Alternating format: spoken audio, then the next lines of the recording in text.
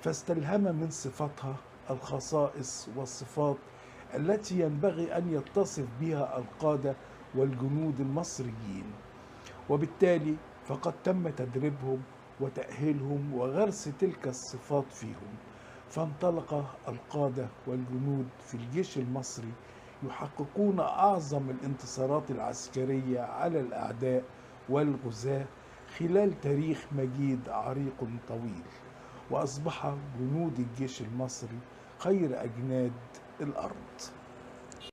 لم يكتفي المصري القديم بذلك فقط، بل جعل من الذبابة أرفع الأوسمة التي تمنح لقادة الجيوش العظماء وللعسكريين والجنود المحاربين الذين حققوا انتصارات وإنجازات جليلة تقديرا لجهودهم في المجال العسكري.